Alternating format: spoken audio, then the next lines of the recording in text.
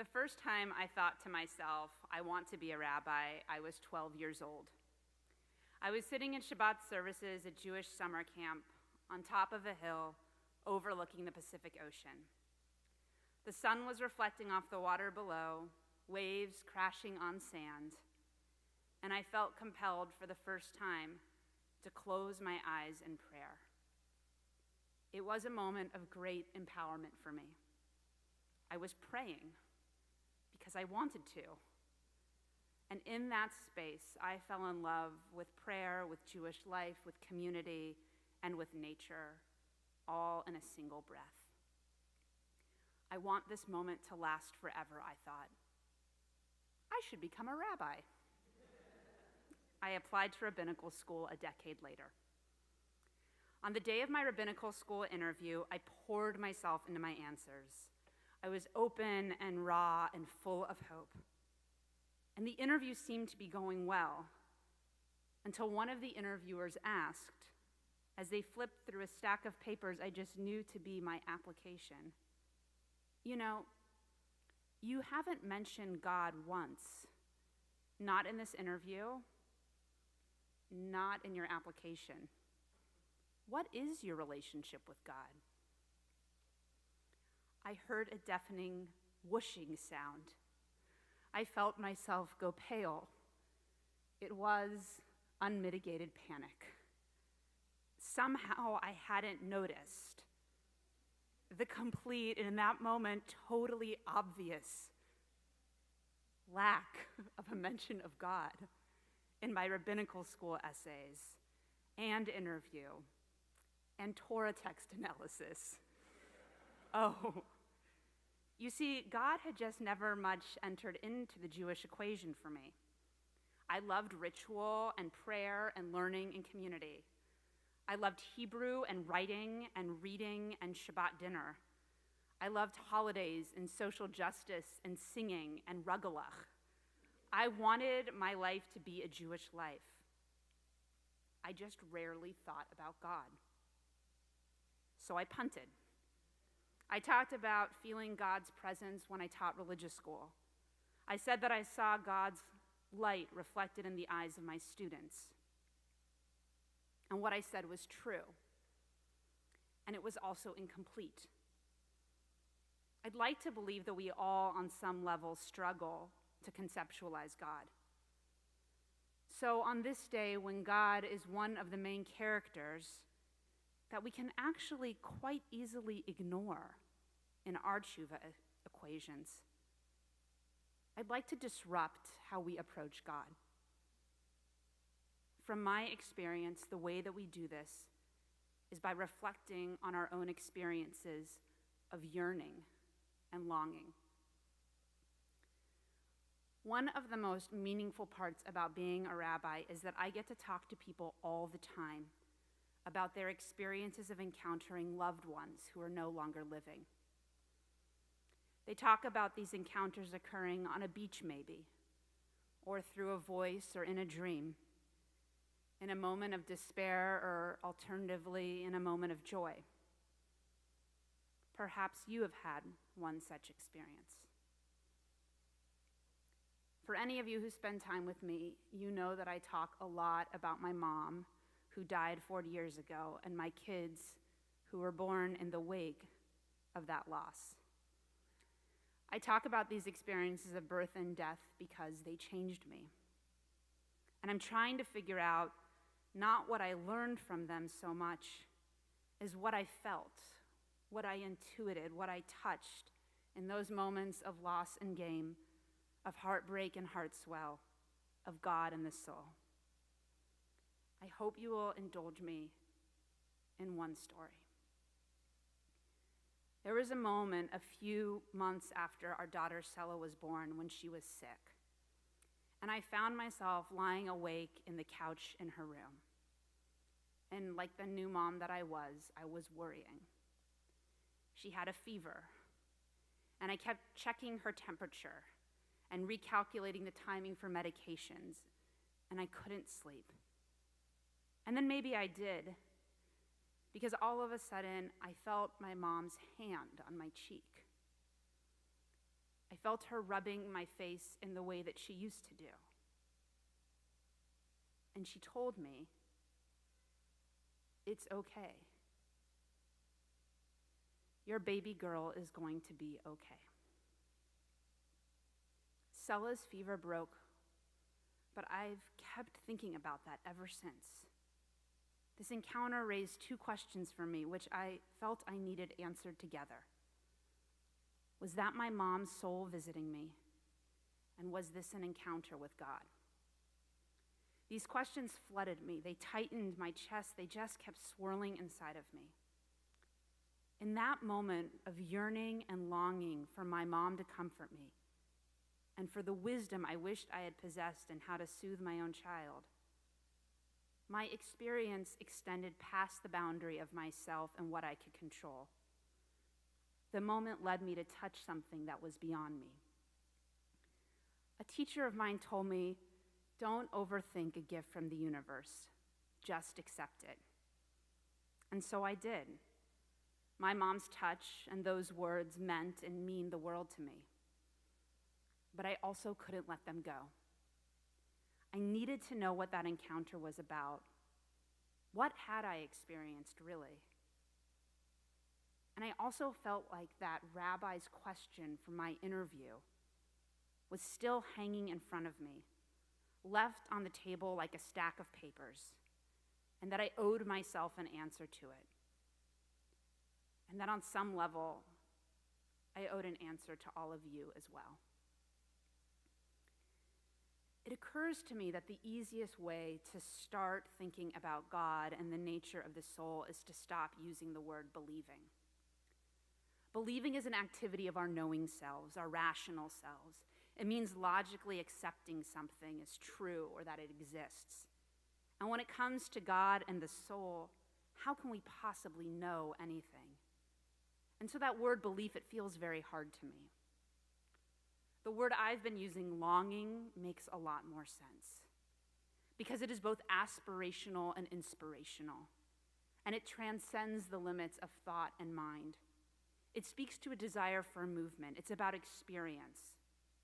But longing requires listening. It requires listening to the gut.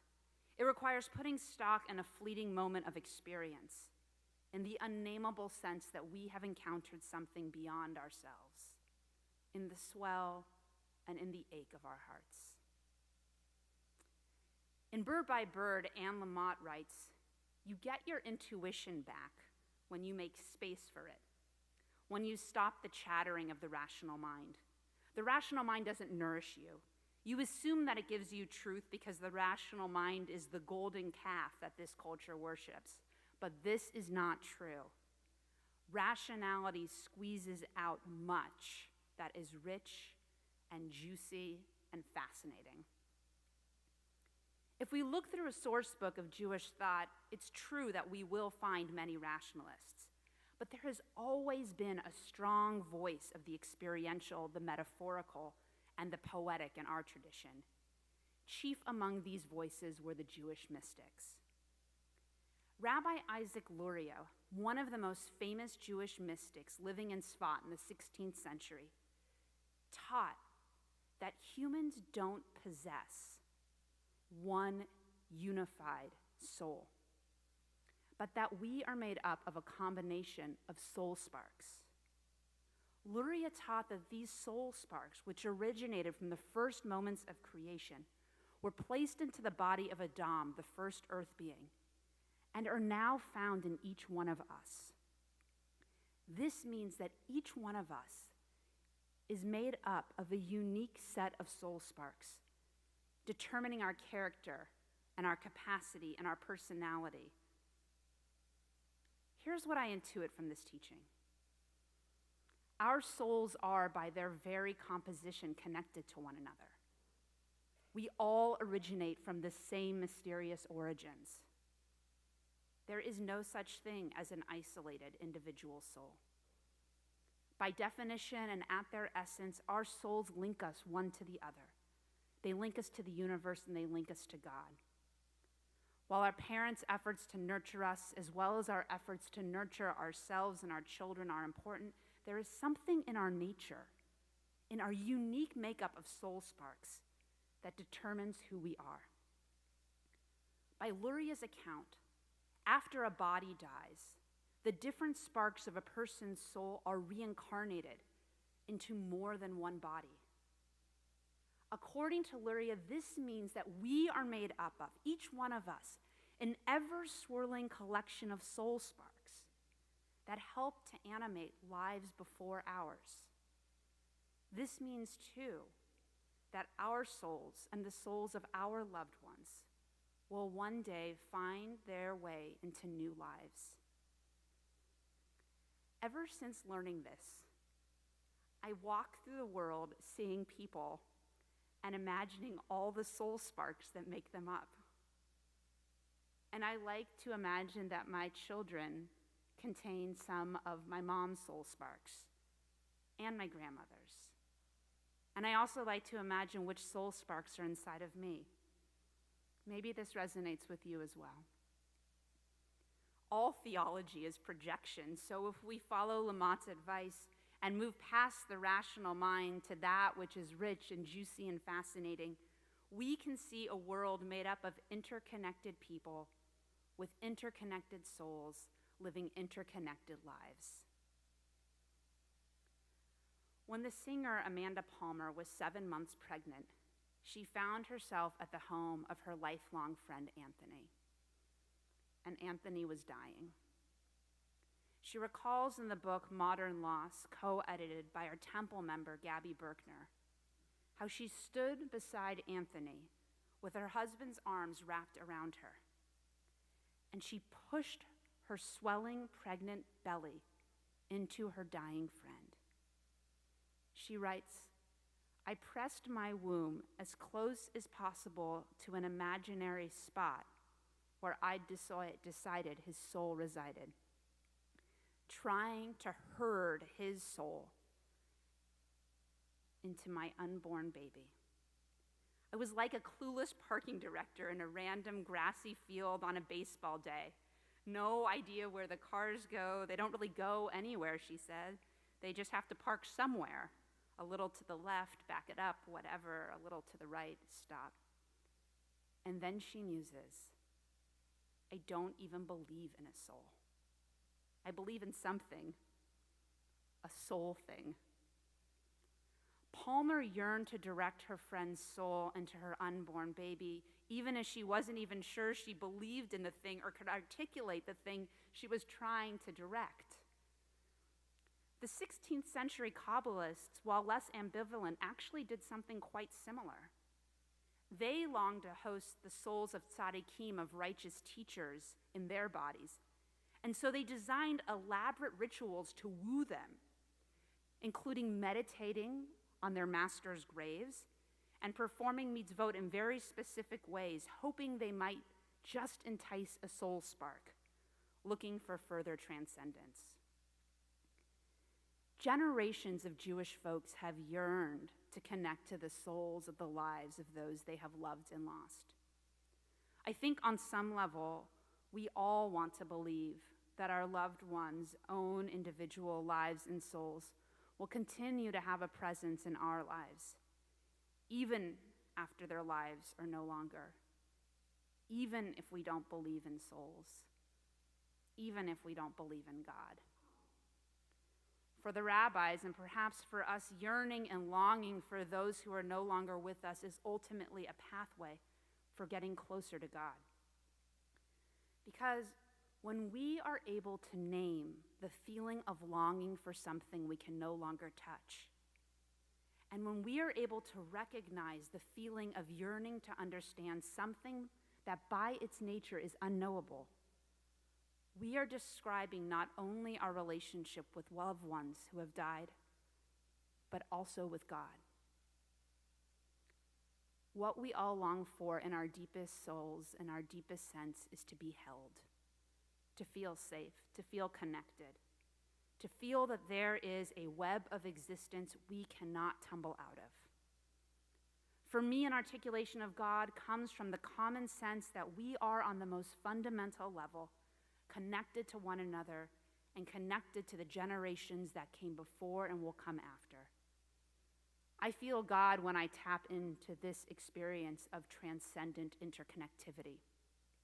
This thing we call God is really just an expression of the connective tissue of the universe. The Talmud teaches, and I love this teaching, as God fills the whole world, so too does the soul fill the body.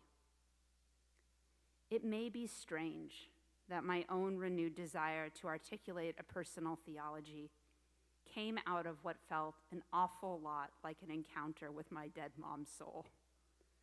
But maybe it's not so strange after all. If God is just the name we give to the soul of all existence, it makes sense to me that experiencing something that I felt like was the soul of my mom in a way that felt deeply profound would help point me back to the divine. It makes sense to me that my yearning for that which I cannot touch would lead me back to God. In another half hour or so, we will begin our Yizkor service. In that time together, Rabbi Rosov will invite us to reach out and connect with those whom we can no longer touch. But Jewish tradition has always taught us that these boundaries can be crossed. We don't need to hold back.